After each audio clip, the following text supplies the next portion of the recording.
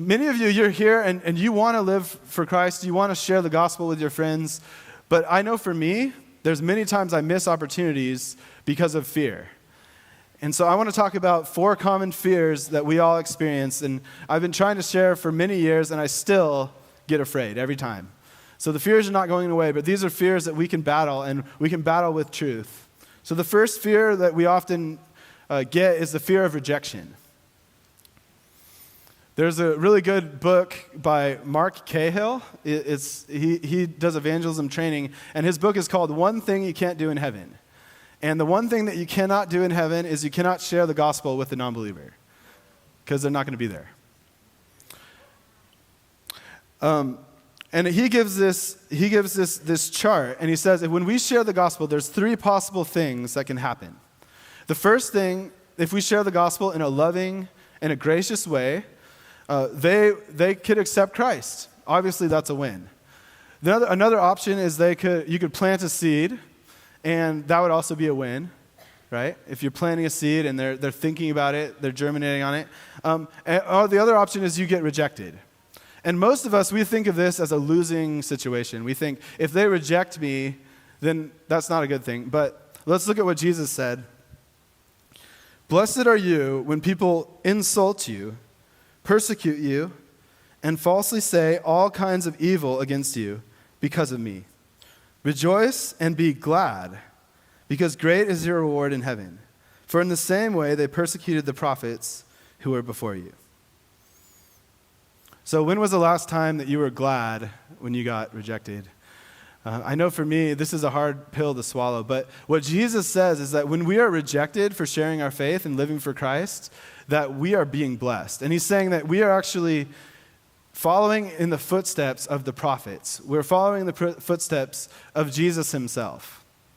And so a question for us when it comes to the fear of rejection is, do we really believe that that person's salvation is worth it?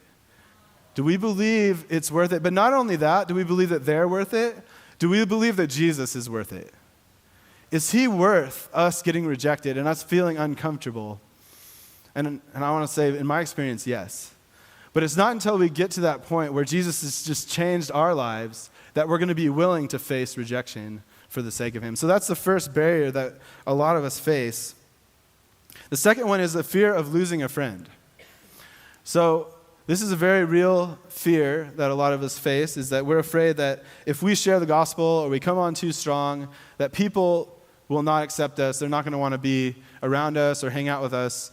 But here's another question for us, is would you rather lose a friend for this life, or would you rather lose a friend for eternity? Would you rather lose a friend in this life, or would you rather lose a friend for all of eternity? And if you think about it, if you're a really good friend with someone, you're going to share everything. You're going to share all the important things in your life.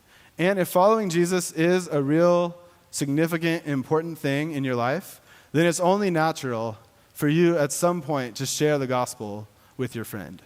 Because what kind of friendship is that? If there's just like, oh, we're just going to only talk about sports, or we're only going to talk about certain things, and we don't talk about what's really important in our lives. And I think that God has placed each of us where we are for a purpose, and there's people in our lives that God has placed there. In Acts chapter 17, Paul says, "From one man he created all the nations throughout the whole earth. He decided beforehand when they should rise and fall, and he determined their boundaries. His purpose was for the nations to seek God and perhaps feel their way toward him and find him, though he is not far from any one of us." So part of our purpose is to help people find God. The people that are around us, the people that are in our classes, in our work. God has placed you where you are for a purpose. And if we can get that through our minds, that our friends are not just our friends, but they're people that God has strategically placed in our lives for us to reach. So I want to encourage us to be looking at our daily lives that way. The third fear that we all face is the fear of not knowing enough. I love the quote. It says, "Witnessing is nothing more than one beggar telling another beggar where he found some bread." I like that. And we are called to be witnesses. We're not called to be lawyers. We're called to simply just tell what Jesus has done in our lives. Again, the Apostle Paul gives us some great truth here. I came to you in weakness and fear and much trembling. How many of you would describe that as your evangelism life? Fear, trembling, okay, sweat, stuttering. That's me. My message and my preaching were not with wise and persuasive words, but with a demonstration of the Spirit's power, so that your faith might not rest on men's wisdom, but on God's power. God's power is the thing that saves people. No amount of persuasiveness is going to actually change someone's heart. No matter how much we try, no how much we try to argue with someone, God can use some of that, but ultimately it is the Holy Spirit who saves people. And so we have to be relying on him. We have to have our hearts so full of his love that is what we rely on. And we don't have to know everything. We don't have to be Bible scholars. All we have to know is that I once was lost and now I'm found. And I once was blind and now I see. That's all we have to know. We just have to know him. And he's going to give us the words to say when the time is right. And even if we totally butcher it, here's another thing I've realized is there's times where I've just totally butchered it, but God still used me. And so I want to give us, that is a lie from the enemy that you don't know enough. If you know Jesus, you know enough. Number 4 is fear that no one is ready to hear it. Here's what Jesus said. When they saw the crowds, he had compassion on them because they were harassed and helpless, like sheep without a shepherd. So a sheep without a shepherd is doomed. It has no protection. It's just going to be wandering around and it's going to be eaten by wolves. A sheep without a shepherd is helpless. It's in a desperate situation. And so when Jesus looked out upon the crowd, he saw people for who they really were spiritually. That they were lost and they were hopeless and they were afraid and they had no purpose in their life. They had no one to guide them. They had no direction in their life.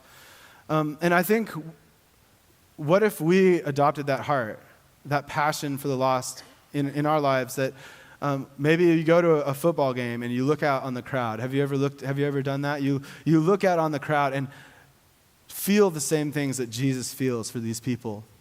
But the good news is this. It says, then he said to his disciples, the harvest is plentiful, but the workers are few. Ask the Lord of the harvest, therefore, to send out workers into his harvest field. So I think if we're telling the truth, most of us believe the opposite. We believe that the workers are many, but the harvest is few. But Jesus is saying that the Father is the Lord of the harvest, and he is scanning, he is looking for anyone who is available and ready to be a harvester. So a question for me and a question for you is, do I really believe that the harvest is ripe? Do I believe that there are people already at UB and all the other campuses, that there's people today who are ready to receive Christ? And I know many of us have experienced this, is that there's certain people in our lives that we're really connected to, and maybe we have 4 or 5 guys or girls that we're trying to hang out with, we're trying to share with, and you've tried sharing with them and they weren't ready.